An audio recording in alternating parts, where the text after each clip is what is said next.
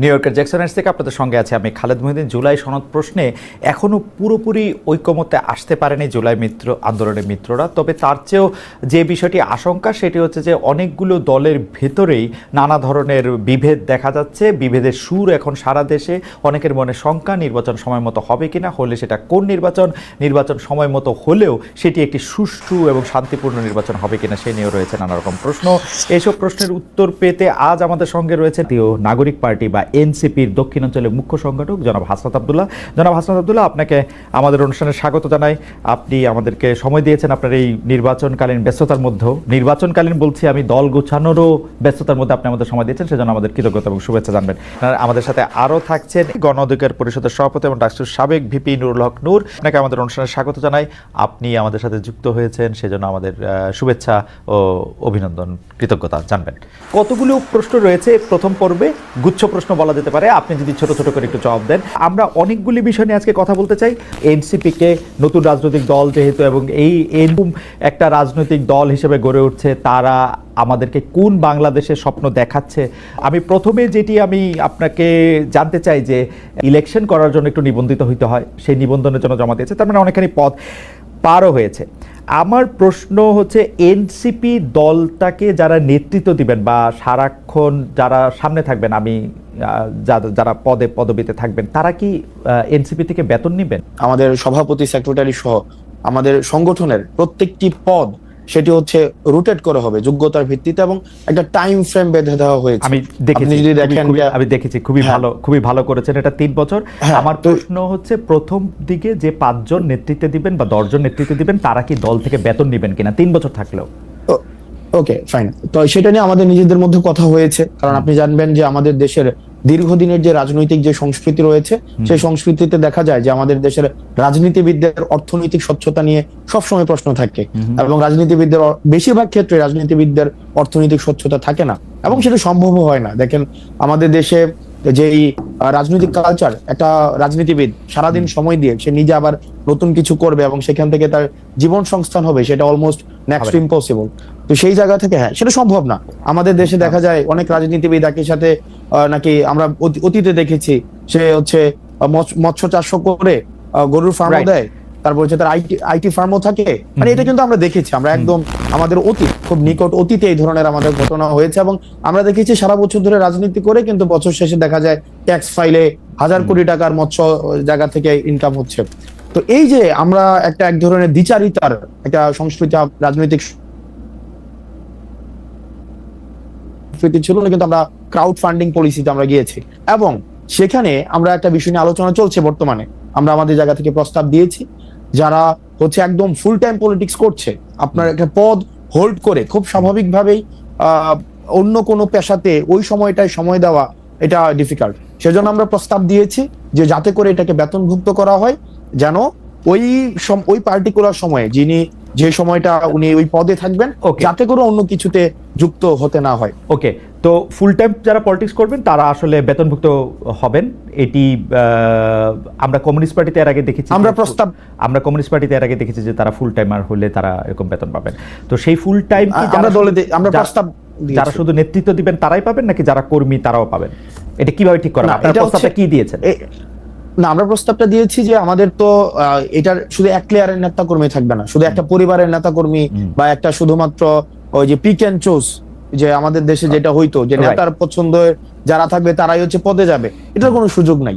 যোগ্যতার ভিত্তিতে কাউন্সিল হবে, কাউন্সিলের মধ্য দিয়ে আমাদের হচ্ছে একটা এক্সিকিউটিভ বডি থাকবে, একটা পলিটিক্যাল কাউন্সিল থাকবে, এবং হচ্ছে পলিটিক্যাল এক্সিকিউটিভ বডিটা হচ্ছে প্রেসিডেন্ট এবং সেক্রেটারি নিজের মতো করে কর্মসূচি বাস্তবায়নের জন্য যে তাহলে আমরা দেখলাম যে সভাপতি, সাধারণ সম্পাদক বা কেন্দ্রীয় কমিটিতে বা যতখানি আপনারা ঠিক মনে করেন ততজন লোক আসলে এখান থেকে আপনারা বেতন নেবেন, ক্রাউড ফান্ডিং এর মাধ্যমে হোক বা দলের অন্যান্য আয় থেকে হোক, এটা স্বচ্ছভাবে এটা হবে। এটা আমরা প্রপোজ করেছি এবং এটা আমরা দেখেন, আমরা শুরু থেকে একদম এই দল গঠনের শুরু থেকে বা তারও আগে থেকে থেকেই শুধুমাত্র আমাদের দলের মধ্য থেকে না, আপনি যদি আমরা সবাই চেয়েছি। আমরা মাঝে মাঝে আপনি কিছুদিন আগে একটা জিনিস বলছিলেন যে আমাদের অর্থনৈতিক স্বচ্ছতা নিয়ে যেভাবে প্রশ্ন করা হয় অন্যদেরকে করা হয় না, আমাদেরকে নিয়ে প্রশ্ন করা হবে, এটা খুব স্বাভাবিক। কারণ আমরা কিন্তু এই না সেটা ঠিক আছে, আপনাদের সেটা ঠিক আছে। না, আমরা এখন সেই জায়গা থেকে হচ্ছে আমরা এটি নিশ্চিত করতে যাচ্ছি। ওকে, থ্যাংক ইউ।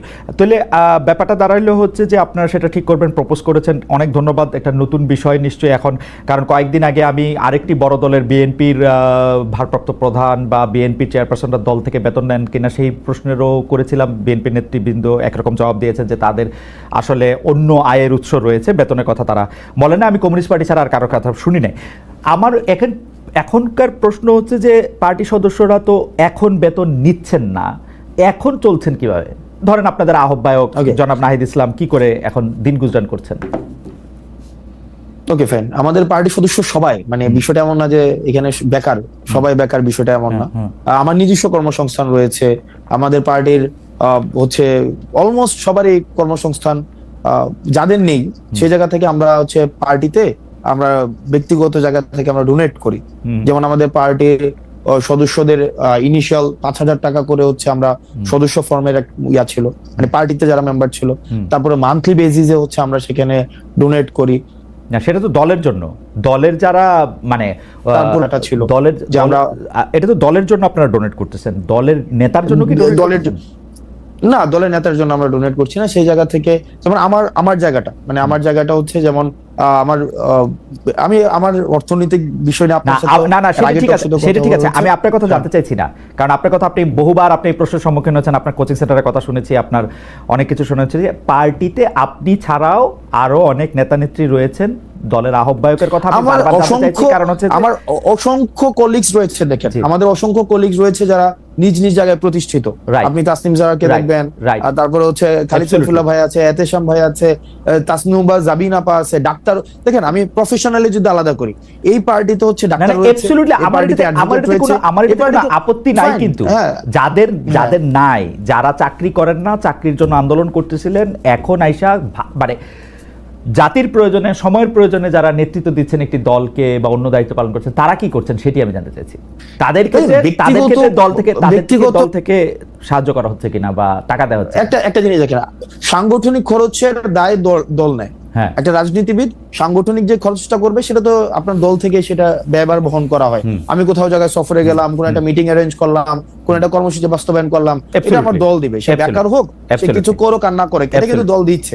এখন তার ব্যক্তি পরিসরের খরচ সেটা সে কিভাবে সংস্থান করে, সেটা তার বাবা দিচ্ছে নাকি সে নিজে করছে, বা তার পারিবারিক সেই ধরনের সংস্থান রয়েছে কিনা, সেটা ব্যক্তি জানবেন। আমার মনে হয় যে আপনাদের দলের যে আহ্বায়ক আছেন, যে সদস্য সচিব আছেন, তারা কি করে আসলে মানে তারা তো দুইজনই তারা প্রায় চাকরি শুরু করেন নাই, ছাত্র ছিলেন, তেমন ব্যবসার সাথে যুক্ত ছিলেন না, আমরা জানি। তারা কি করছেন এটি যদি সামনে আসতো, আমাদের তরুণরা এক ধরনের সেটা নিয়ে ভিন্ন, সেটা নিয়ে কথা হতে পারে, কিন্তু আমাদের সাংগঠনিক যে খরচ, আমাদের আমি সাংগঠনিক খরচের কথা আমি জানতে চাইছি না, আমি জানতে চাইছি যে রাজনীতি করার ক্ষেত্রে নতুন রাজনৈতিক দলের নেতৃবৃন্দ আসলে কিভাবে কার বাসার বাজার কিভাবে হয়, কার বাসার বাজার কিভাবে হয়। ওনারা তো একদম যে ওনারা সিঙ্গেল সবকিছু ডিল করে বিষয়টা এমন, ওদের ফ্যামিলি সদস্য রয়েছে, ওনাদের পরিবারের সদস্য রয়েছে, নিশ্চয়ই সেটা ওনারা ভালো বলতে পারবেন। আচ্ছা ঠিক আছে, আপনাদের পার্টিতে পূর্ণাঙ্গ কমিটি বলতে আমরা যেটা বুঝি, সভাপতি, সাধারণ সম্পাদক, যার কথা বলেছেন, সেটি কবে আসবে? আপনারা কি এই জায়গাগুলি ফাঁকা রাখছেন উপদেষ্টা মাহফুজ এবং উপদেষ্টা আসিফ ফিরে যেন আসলে সেটি হয়, সেটির জন্য? না এখনো কেন আহ্বায়ক কমিটি? না আপনি উপদেষ্টা মাহফুজ, উপদেষ্টা হচ্ছে আসিফ, উনারা যে আমাদের পার্টিতে আসবে বা আদৌ রাজনীতি করবে কি করবে না, সেই সিদ্ধান্ত ওনাদের। এমনও তো হতে পারে ওনারা অন্য রাজনৈতিক দলে যেতে পারেন, এটা ওনাদের সিদ্ধান্ত, যে উনাদের মতো করে আসলে এটা হবে। আমরা কি কোনো কাজ, এটা এক ধরনের রং পারসেপশন, এটা সম্পূর্ণ রং পারসেপশন। মানে এবং আমি আপনাকে এটা রং পারসেপশন, উনারা তো আপনাদেরই মানে ভাই, বন্ধু, সহযোদ্ধা, সহনাগরিক। ওনারা কি, আমি জিজ্ঞেস করতে চাই, ওনারা কি এনসিপির প্রতিনিধিত্ব করছে সরকারে? আমার কাছে এনসিপির তো তখন জন্ম হয় নাই যখন তারা সরকারে গেছিলেন। আমার কাছে মনে হয় উনাদের প্রতিনিধিত্ব এনসিপি করতেছে, এটা একটা আমার কাছে মনে হয় উনারা আর আপনারা একই লোক। কেমনে মনে হয়? কারণ সকল কথায় সকল আচরণে আপনারা সরকারকে ডিফেন্ড করেন, সরকারের যতটুকু অংশ দুই উপদেষ্টা, ছাত্র উপদেষ্টা আপনাদের আছেন, তাদেরকে ডিফেন্ড করেন, তারা আপনাদেরকে ডিফেন্ড করেন। আমরা কেমনে সরকারকে, না আমরা আপনারা সরকারের যতটুকু, হ্যাঁ আপনারা সরকারের সমালোচনা করেন, না যতটুকু দেখেন, হ্যাঁ সরকার যতটুকু হচ্ছে উপদেষ্টা দুজনকে বাদ দিয়ে আপনারা সমালোচনা করেন সরকারকে। না উপদেষ্টা দুজনকে বাদ দিয়ে কিভাবে? তারা ছাত্র, দেখেন বেশিরভাগ ক্ষেত্রে আমার তারপর হচ্ছে দুইজন উপদেষ্টা বা আমাদের পার্টির আর দুইজন উপদেষ্টার কথা যদি কোনো ক্ষেত্রে মিলে, তো সেক্ষেত্রে খুব স্বাভাবিক না বিষয়টা, কারণ আমরা তো ছাত্র প্রতিনিধি হিসেবে ওনারা সেখানে গিয়েছিলেন। এখন এই মিলে যাওয়ার মানেই না আমরা দেখেন, আমরা তিনজন ছাত্র উপদেষ্টা পেয়েছিলাম। স্পেসিফিক বলেন, আমি স্পেসিফিক বলি, আমরা তিনজন ছাত্র উপদেষ্টা পেয়েছিলাম। একজন ছাত্র উপদেষ্টা এসে এই দলের আহ্বায়ক হয়েছেন, দুই ছাত্র উপদেষ্টা আলাদা রয়েছেন। এই দুই ছাত্র উপদেষ্টা যখন কোনো সরকারি কাজে সম্পৃক্ত হন, রাষ্ট্রীয় কোনো যখন সিদ্ধান্ত নেন, আমরা দেখা যায় এনসিপি একই সূত্রে কথা বলে। যেমন ধরা যাক দক্ষিণ ঢাকা নিয়ে মেয়র কে হবেন, ইশাক হবেন নাকি অন্য কেউ হবেন, সেটাতে উপদেষ্টা আসিফ এবং এনসিপির কথা পুরোপুরি মিলে যায়। স্পেসিফিক যদি আরো উদাহরণ চান তাহলে আমি এইরকম বলতে পারি যে কোনো একটা জায়গায় গিয়ে দেখেন উপদেষ্টা আসিফ যদি একটা সঠিক পজিশন নেন, একটা রাইট পজিশন নেয় কোন একটা বিষয়ে, যে কোন উপদেষ্টা, তো সেক্ষেত্রে এই পজিশনটাকে যদি আমরা এটাকে আবার কিন্তু বিষয়টা হচ্ছে কোন রং পজিশন যদি নেয়, সেটাকে ব্লাইন্ডলি যদি কখনো এটাকে এন্ডোর্স করতাম, তাহলে সেই বিষয়টা হচ্ছে আপনি বলতে পারতেন যে আমরা হচ্ছে ওনারা আমাদের প্রতিনিধিত্ব করছে। এই পর্যন্ত রাইট পজিশন, এই পর্যন্ত দুইজন উপদেষ্টা যে কোনো সবগুলি রাইট পজিশন নিয়েছেন। না যে সবগুলো রাইট পজিশন নিয়েছে, মানে আপনি স্পেসিফিক বলেন। না আমি স্পেসিফিক বলবো না, এবার আপনি স্পেসিফিক বলেন আব্দুল্লাহ, আপনি এবার স্পেসিফিক বলেন। না সবগুলো তো রাইট, এইবার আপনি বলেন যে এইবার আপনারা বলেন যে সবগুলো রাইট নাই তো। এইবার আপনারা বলেন যে এই উপদেষ্টাদের মধ্যে কোন কাজের আপনারা সমালোচনা করেছেন, এই দুই উপদেষ্টার। দেখেন এই দুই উপদেষ্টার, দেখেন আমরা শুরু থেকে বলছি, দেখেন এই দুই উপদেষ্টার কাজকে, এক নাম্বার হচ্ছে আমাদের যে মাহফুজ আব্দুল্লাহর কাজ হচ্ছে আমাদের এই যে মিডিয়া, তারপর হচ্ছে উনি তথ্য প্রযুক্তি মন্ত্রণালয় উনি দেখেন। আমরা কিন্তু বারবার বলে আসছি, যেমন মিডিয়া নিয়ে আমরা বারবার করে বলে আসছি যে দুইজন আমাদের ছিলেন, একজন নাহিদ ছিলেন এবং মাহফুজ আব্দুল্লাহ ছিলেন, ওনারা কিন্তু ফেল করছে। মাহফুজ আলম ছিলেন, ওনারা ফেল করছে। কারণ এই যে মিডিয়া যেভাবে সন্ত্রাস ম্যানুফ্যাকচার করেছে বা বৈধতা উৎপাদন করেছে, সেটির জন্য প্রয়োজনীয় ব্যবস্থা নেওয়ার দায়িত্ব ছিল, সেটা নিতে পারে নাই। এই কথাগুলো কিন্তু আমরা সব সময় বলে আসছি।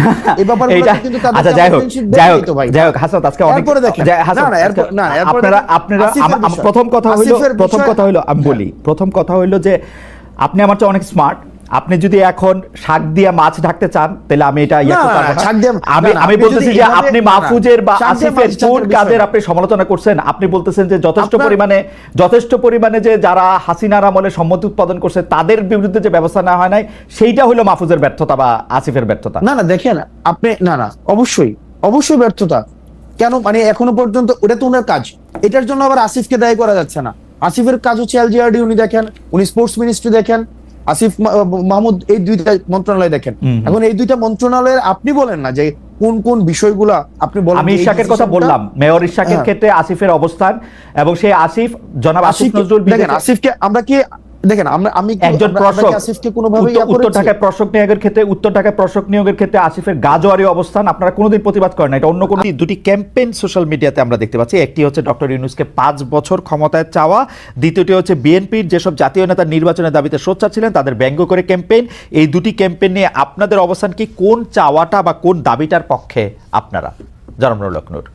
ডক্টর ইউনূসকে 5 বছর নির্বাচিত সরকারে পাওয়ার একটা আকাঙ্ক্ষা আমাদের এই আন্দোলনের, বিশেষ করে ছাত্র আন্দোলনের একজন পরিচিত ছাত্র নেতা তিনি ফেসবুকে স্ট্যাটাস দিয়েছিলেন, যেটা কি মূলত অনেকে ভেবেছে যেহেতু তার সোশ্যাল মিডিয়াতে একটা বড় ফ্যান ফলোয়ার্স আন্দোলন কেন্দ্রিক আছে, অনেকে সেটা কপি করেছে, প্রচার করছে, ভাবছে যে যেহেতু তারা এই আন্দোলনের একটা পরিচিত মুখ বা পরিচিত নেতা, কাজে এটা হয়তো তাদের দৃষ্টিভঙ্গি। এবং যেহেতু তাদের মধ্যে আবার সরকারেও তাদের দুজন এখনো প্রতিনিধি আছে, 3 জন ছিল, একজন পদত্যাগ করে দল গঠন করেছে, অনেকে ভেবেছে তাহলে এটা বোধহয় এই সরকার ছাত্র নেতা তাদের একটা মনোভাব। তো কাজে এইটাকে পাবলিকলি এন্ডোর্স করা বা এটার পক্ষে জনমত গঠন করা, এইরকম ভাবেও কেউ ক্যাম্পেইনটা করতে পারে। তবে এটার সরকারের পক্ষ থেকেও জানানো হয়েছে যে এই ধরনের চিন্তা ভাবনা তাদের নাই। দ্বিতীয় কথা, সরকারের যদি থাকেও এখানে আমি কিংবা সাকিব ভাইয়ের মতো আমরা যারা একটা গণতান্ত্রিক ব্যবস্থার জন্য আওয়ামী ফ্যাসিবাদের বিরুদ্ধে লড়াই করেছি, তারা তো সেটা কখনোই মানবো না। কাজে এই ক্যাম্পেইনের পক্ষে থাকার প্রশ্ন ওঠে না। এবং আপনি কি চান যে আপনি বলছেন যে ক্যাম্পেইনের পক্ষে, আপনি চান যে ডিসেম্বর বা জুনের মধ্যেই নির্বাচন হোক, সেটা আপনি চান? আচ্ছা, আমার পজিশনটা বলছি, আপনার দুইটার একটু উত্তর দিয়ে আসি। আর সেকেন্ড একটা ক্যাম্পেইন যেটা বলেছেন যে বিএনপির যেসব নেতা ইলেকশনের জন্য খুব সরব এবং সোচ্চার, তাদের বিষয়ে নানান ধরনের একটা ক্যাম্পেইন আবার চলছে, অনেককে হেয় করা হচ্ছে, নানানভাবে প্রশ্নবিদ্ধ করা হচ্ছে। এটা কিছু লোক এগুলো ছড়াচ্ছে, কেউ কেউ রাজনৈতিক ইন্টেনশন থেকে, কেউ কেউ তাদের নিজেদের একটা ফায়দা নেওয়ার জন্য। ধরেন যখন একটা অনির্বাচিত সরকার থাকে তখন কিন্তু কিছু লোকেদের কদর বাড়ে, কিছু লোক সুযোগ সুবিধা নিতে পারে, কাজেই সেই কমিউনিটির লোকজন কিংবা সেই গ্রুপটা তো চাবে যে এই ধরনের একটা সরকারকে জগা খিচুড়ি কিংবা এ ধরনের একটা মানে জনপ্রতিনিধিবিহীন ইলেকশনবিহীন যদি সরকার রাখা যায় তাহলে তো সেখান থেকে তারা ফায়দা টাদা নিতে পারছে, তারা ব্যবসা বাণিজ্য, কেউ কেউ দল গঠন করতে চাইলে বা দল করতে চাইলে সেখানে তারা সময়টাকে কাজে লাগাতে পারছে। এই ধরনের পক্ষে থাকা একটা শ্রেণীর একটা অংশের লোকজনের অস্বাভাবিক নয়। আবার ধরেন ইউনূসের মতো একজন ব্যক্তি যার এরকম একটা গ্রহণযোগ্যতা, এবং আপনি লক্ষ্য করেছেন যে ডক্টর ইউনূসকে যখন আওয়ামী লীগের আমলে হ্যারাস করা হচ্ছে, মামলা দিয়ে অপমান করা হচ্ছে, সেগুলোর বিরুদ্ধে বলতে গেলে একমাত্র অফিসিয়ালি আমি এবং আমাদের দল থেকে আমরা রাজপথে মশাল মিছিল থেকে প্রতিবাদও করেছি, তার পক্ষে অনেকে আদালতে গিয়েছেন, সেটা ভিন্ন বিষয়। আমরা নৈতিক জায়গা থেকে তার পাশে দাঁড়িয়েছিলাম। তিনি যে আজকে সরকার প্রধান হবেন সেটা কিন্তু আমরা কখনো কল্পনাও ওইভাবে করি নাই। তো তিনি হয়েছেন, আমাদের একজন পছন্দের মানুষ ছিলেন, আমরা সবাই সন্তুষ্ট এবং আমরা তাকে সহযোগিতা করতে চাই ওই জায়গা থেকে যে এই অন্তর্বর্তীকালীন যে এই ফ্যাসিস্ট সরকার পালিয়ে যাওয়ার ফলে যে একটা সাংবিধানিক এবং রাজনৈতিক দেশের সংকট তৈরি হয়েছিল, এই পরিস্থিতি থেকে উত্তরণের জন্য এবং জন আকাঙ্ক্ষার একটা অবাধ সুষ্ঠু নিরপেক্ষ নির্বাচন করার জন্য আমরা একজন নিরপেক্ষ ব্যক্তিকে ইমাম বা নেতা বানিয়েছি, যে তিনি জনগণ এবং রাজনৈতিক দলগুলোর প্রতি ইনসাফ করবেন, একটা সুষ্ঠু নির্বাচনের পথে দেশকে এগিয়ে নিয়ে যাবেন। এবং আমাদের যে প্রত্যাশা যে রাষ্ট্রের কিছু মৌলিক সংস্কার, যেটা গত 16 বছরে আওয়ামী লীগ রাষ্ট্রের চরিত্রটাকে নষ্ট করে একটা ফ্যাসিবাদী রাষ্ট্রে পরিণত করেছে, সেই সংস্কারের জন্য আমরা বলেছি যতটুকু সময়ের প্রয়োজন সেই সময়টুকু সকল রাজনৈতিক দল, আমরা যারা গণতন্ত্রের জন্য লড়াই সংগ্রাম করেছি, ফ্যাসিবাদের আমলে লড়াই সংগ্রাম করেছি, তারা দিতে চাই। সেখানে ডক্টর ইউনূস সাহেব যেহেতু নিজেই বলেছেন যে আপনারা যদি ডিসেম্বর কিংবা বেশি সংস্কার চাইলে আরো 6 মাস তার মধ্যে একটা নির্বাচন হবে। তো আমার মনে হয় যে ডক্টর ইউনূসের কোনো ক্ষমতার লোভ নাই এবং তিনি ক্ষমতায় থাকতে চাবেন না, তবে তাকে ঘিরে কিছু মানুষ একটা প্রত্যাশা কিংবা চাওয়া, সেটা আপনার যৌক্তিক কারণে কিংবা তাদের সুবিধার কারণে চাইতে পারে, তবে ডক্টর ইউনূস আমার মনে হয় সেই পথে হাঁটবেন না। এবং আমার ধারণা ডিসেম্বর কিংবা জানুয়ারি কিংবা মার্চ এপ্রিল নাগাদ এই নির্বাচনটা বোধহয়। আপনি কি চান? মানে আমি ডক্টর ইউনূস এবং তার উপদেষ্টা পরিষদের প্রসঙ্গে এই কথাটা বারবার বলি, ডক্টর ইউনূস আসলে যদি রাষ্ট্র পরিচালনা ক্ষমতায় যেতে চাইতেন সেটা তিনি 2007 সালেই পারতেন, সেটা তিনি চান নাই বলেই এটা হয় নাই। কারণ আমরা সে সময় রিপোর্টার তার গ্রামীণ ব্যাংকের অফিসের সামনে আমরাও দাঁড়িয়েছিলাম যে এরকম কোনো ঘোষণা আসে কিনা, সেটি হয় নাই। পরে তিনি রাজি হয়েছেন, তিনি কিন্তু এখনো আসলে ছাড়তেই চান। আপনি কি চান বা তার উপদেষ্টা পরিষদের অনেকেও? রাইট, এইখানেই আমি একটা কথা বলা দরকার আপনার এই প্রোগ্রামের মাধ্যমে অডিয়েন্সদেরকেও। দেখেন, এখন ডক্টর মোহাম্মদ ইউনূস চাচ্ছেন, আমরা যতদূর ওটাও জানি, স্বাভাবিকভাবে তিনি একেবারেই ইলেকশন দিয়ে এই বিতর্কের মধ্যে ঢুকবেন না এবং একটা রাজনৈতিক উত্তরণের জন্য তিনি দ্রুত ইলেকশন দিতে চান। এখন তাহলে ধরেন আমাদের এই আন্দোলনের পরিচিত একজন ছাত্র নেতা, তিনি ছাত্র নেতা হলেও তার একটা দায়িত্বশীল জায়গা আছে, তিনি যখন এই স্ট্যাটাসটি দিলেন, কিংবা আজকে আমি পুরো নিউজ দেখি নাই, হেডলাইনটা দেখেছি যে স্বরাষ্ট্র উপদেষ্টার একটা বক্তব্য, হেডলাইন এরকম বলেছেন যে বাংলাদেশের জনগণ এখন ডক্টর ইউনূসকে 5 বছরের জন্য চায়। রাইট। তো এখন এইটা আপনার আমি বলাটা এক ধরনের, আরেকজন বলাটা এক ধরনের, সরকারের একজন উপদেষ্টা বলা কিন্তু অন্য মিন করে। তো তারা এই যে কিছু লোক যে ডক্টর ইউনূসের ঘাড়ে আবার বন্দুক রেখে নিজেদের ফায়দার জন্য একটা রাজনৈতিক, আমি মনে করি আরেকটা জটিলতা তৈরি করার চেষ্টা করছে, কিংবা দেশের মধ্যে আরেকটা অস্থিরতা তৈরির চেষ্টা করছে। কারণ স্বাভাবিকভাবে আমরা যারা গণতন্ত্র, ভোট এবং নির্বাচনের জন্য শেখ হাসিনার এই ফ্যাসিবাদের বিরুদ্ধে 16 বছর লড়াই করেছি, তারা তো যত দ্রুত সম্ভব একটা গণতান্ত্রিক ব্যবস্থার পুনঃপ্রবর্তন চাই, এটাও তো রাষ্ট্রের সংস্কারের একটা অংশ। সেক্ষেত্রে ইউনূস স্যার যেখানে বলেছেন ডিসেম্বরের মধ্যে কিংবা প্লাস মাইনাস 6 মাস, সেক্ষেত্রে আমি মনে করি এখন যেহেতু আমাদের সংস্কার কমিশনের জাতীয় ঐক্যমত্য যে কমিশন, তারা ইতিমধ্যেই সংস্কার নিয়ে রাজনৈতিক দলগুলোর সাথে সমঝোতার সংলাপ শুরু করেছে। সেক্ষেত্রে সরকার যদি চায় তাহলে ডিসেম্বরের মধ্যে নির্বাচন হতে পারে, সেটা কিন্তু অস্বাভাবিক না। আর নির্বাচনটা যত তাড়াতাড়ি হবে সেটা দেশের জন্য মঙ্গল হবে। নির্বাচনবিহীন দেশের গণতন্ত্র, স্বাধীনতা, সার্বভৌমত্ব নিরাপদ নয়, আমরা মনে করি। যেটা নির্বাচন যত তাড়াতাড়ি হবে তত দেশের জন্য মঙ্গল হবে বলবেন। কিন্তু আপনার ব্যাপারে জনাব নূর, দর্শকরা মন্তব্য করছেন যে আপনি এখন সকালে একরকম বক্তব্য দেন তো বিকালে বিপরীত বক্তব্য দেন। এ নিয়ে কি বলবেন? গত কয়েক মাসে আপনাকে সোশ্যাল মিডিয়ায় যে এই আলোচনা আছে এটি আপনি লক্ষ্য করছেন কিনা? আমি উদাহরণ দেই কোন কোন বিষয়ে বলা হয়েছে। আপনি কখনো অন্তর্বর্তী সরকারের প্রশংসা করেন, কখনো সমালোচনা করেন, কখনো বিএনপিকে জোটবন্ধু বলেন, কখনো তাদের চাঁদাবাজির সমালোচনা করেন, কখনো নাহিদদের প্রশংসায় ভাসান, আবার কখনো ওদের সরাসরিভাবে সরকারি পদ ছাড়তে বলেন, বিভিন্ন অন্যায় অত্যাচারের কথা মনে করিয়ে দেন।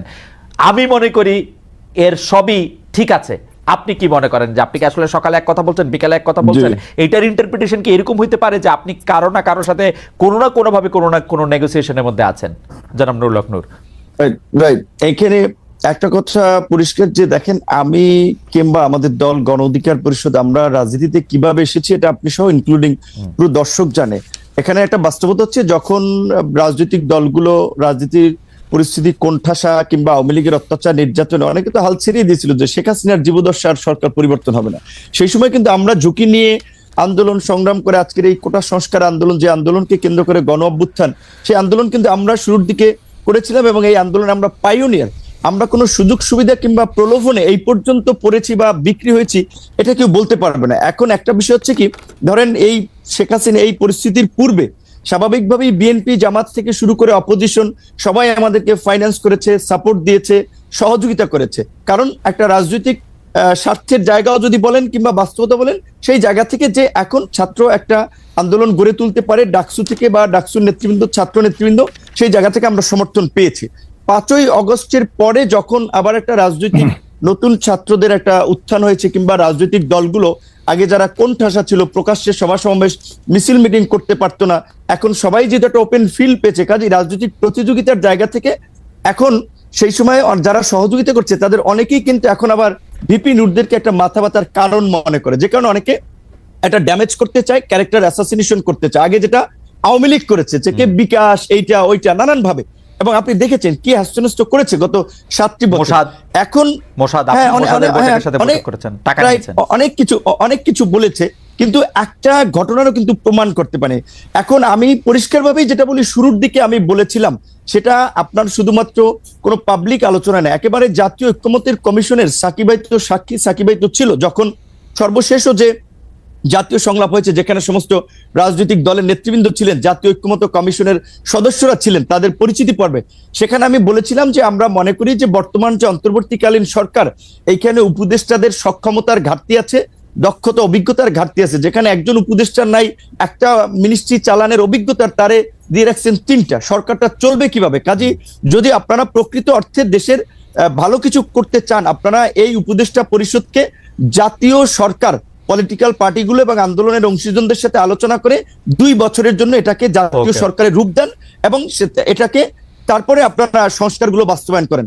যেহেতু জাতীয় সরকারের পজিশনে আমি 2 বছরের সময়ের ক্ষেত্রে কিন্তু আমি একমত বলেছি, এবং এটা আওয়ামী লীগের আমলে আমি বলেছিলাম যে 2 বছরের জন্য জাতীয় সরকার। যেহেতু জাতীয় সরকার হয়নি, এখন একটা সরকার হচ্ছে নির্দিষ্ট আপনার বলা চলে বলয়ের লোকজনের, এবং সেখানে এই যে ছাত্ররা এনসিপি একটা দল গঠন করেছে, আবার এনসিপির 2 জন উপদেষ্টা আছে, তো এনসিপি সরকারের থেকে দল বানাবে, সরকারি সুবিধা নিয়ে দল বানাবে, এটা কি কোনো দল মানবে? যেই কারণে কিন্তু আমরা বলেছি শুরুর দিকে সরকারের যে গ্রহণযোগ্যতাটা ছিল বা রাজনৈতিক দলগুলোর যে সমর্থনটা ছিল, এখন কিন্তু সরকারের কিছু কর্মকাণ্ড, উপদেষ্টাদের বক্তব্যে এখন সেই সমর্থনটা তারা হারাচ্ছে। সেই জায়গা থেকে আমি বলেছি যে শুরুর দিকে আমরা 2 বছর জাতীয় সরকার, এবং গতকালকে আমাদের সংস্কার কমিশনের যে প্রস্তাবনা, সেখানে আমরা বলেছি যে সরকার যদি আপনার এই সংস্কারগুলো বাস্তবায়ন করতে চায়, তবে অবশ্যই এই সরকারকে জাতীয় সরকারে রূপান্তর করে অধ্যাদেশের মাধ্যমে এই সংস্কারগুলো বাস্তবায়ন করবে রাজনৈতিক ঐক্যমত্যের ভিত্তিতে, অন্যথায় তারা পারবে না। কিন্তু সেই জায়গা থেকে আমি এইটুকু বলবো যে যারা এখন সত্যিকার অর্থেই যারা এই এনসিপি কে কেন্দ্র করে কিছু নতুন সুবিধাভোগী লোকও তৈরি হয়েছে, যারা আগে কোনোদিন মিছিল মিটিংয়ে দেখিনি, রাজপথে দেখিনি, এখন তারা সমন্বয়ক, বড় বড় নেতা, এখন তারা মনে করছে যে আমরা যারা নির্বাচনের কথা বলছি তাদের খাবার তো বন্ধ হয়ে যাবে। যেই কারণে অনেকে ইন্টেনশনালি সোশ্যাল মিডিয়ায় এই ক্যাম্পেইনটা করছে যে বিপি নূর সকালে এক কথা বলে বিকেল এক কথা। ঠিক আছে, আপনার বক্তব্য পরিষ্কার। সোশ্যাল মিডিয়াতে একেবারেই আপনার বক্তব্য, এটা অনেকের উদ্দেশ্যপ্রণোদিতভাবে ক্যাম্পেইন, রাজনৈতিকভাবে ড্যামেজ করার জন্য চরিত্র হনন করার জন্য এইটুকু আমরা বলতে পারি খালেদ ভাই, হ্যাঁ। আপনাকে আওয়ামী লীগের আমলে আমার মনে আছে মির্জা ফখরুল ইসলাম আলমগীর সাহেব আপনার একটা প্রোগ্রামে এসে বলছিল যে আপনার এই প্রোগ্রামটাতে তারও ভালো লাগে। এখন দেখেন আপনাকে কিন্তু অনেকে গালি দিচ্ছে, আবার আওয়ামী লীগের দালাল ফ্যাসিবাদের দোষর বলে। অথচ আপনি যখন আওয়ামী লীগের আমলে ছাত্রলীগ কিংবা অনেককে এসে করা প্রশ্ন করেছে তখন আমরা তালি দিয়েছি, এখন আবার আমরা গালি দিচ্ছি। না, না, এই যে আমাদের যে একটা স্বভাব, না, না, এই যে একটু বলি খালেদ ভাই, এই যে আমাদের যে মানে বলবো যে সস্তা একটা যে স্বভাব, আমার পক্ষে গেলে তালি বিপক্ষে গেলে গালি, হ্যাঁ। এইখান থেকে যদি আমরা জাতিকে বের করে নিয়ে আসতে না পারি, আমাদের সোসাইটিকে যদি সচেতন না করতে পারি, তাহলে কিন্তু আমরা যে নতুন বাংলাদেশ বিনির্মাণের কথা বলছি, রাষ্ট্র সংস্কারের কথা বলছি, এগুলো কিন্তু টেকসই হবে না। আমাদের মানসিকতার পরিবর্তন আমার দরকার মনে হয় যে আসলে। এই ব্যাপারে কোনো সন্দেহ নাই। তবুও সোশ্যাল মিডিয়াতে যেহেতু আমার বিরুদ্ধে একটা সোশ্যাল মিডিয়াতে কথা আছে, যদিও এই প্রশ্ন আপনাকে অনেকবার করেছি, তারপরেও এই প্রশ্ন আপনাকে আরেকবার করছি, এটা যদি আপনি হ্যাঁ বা না বাইনারিতে জবাব দেন তাহলে এটার সুবিধা। আপনি কি আসলেই মোসাদের টাকা পেয়েছেন জনাব নূর? অনেকে বলেছেন এই প্রশ্নটা কি আপনাকে করি নাই, খালেদ আপনাকে ভাই, প্রশ্নটা আগে আমাদের আপনি হ্যাঁ বা না বলে দেন, আমার ব্যাখ্যা দেওয়ার দরকার নাই। না আমি ব্যাখ্যা দেওয়ার দরকার নাই। আমাকে হ্যাঁ। এই কথাগুলো বারবার আনাই হচ্ছে আমাদের রাজনৈতিক ড্যামেজ করার জন্য। Okay. আসলে এইটা নিয়ে অনেক উত্তর দিয়েছি, ব্যাখ্যা দিয়েছি। আমি এটা বলবো যে যারা এগুলা আমার বিরুদ্ধে অভিযোগ যে আমি আপনাকে নাকি এই প্রশ্ন কখনো করি নাই, যদিও আমি আপনাকে এই প্রশ্ন অসংখ্যবার করছি। আমার বিরুদ্ধে এটা হচ্ছে আপনার অভিযোগ। অর্থাৎ আপনি কি না বললেন কিনা যে না, মানে না বলছেন না হ্যাঁ বলছেন, সেটা একটু বলুন। এটা তো প্রমাণ ভাই, এটা অসংখ্য বার বলেছে, এটা বিভ্রান্তিকর বিষয়, এটা একটা প্রোপাগান্ডা ছিল, সেটা তো প্রমাণ। ওকে।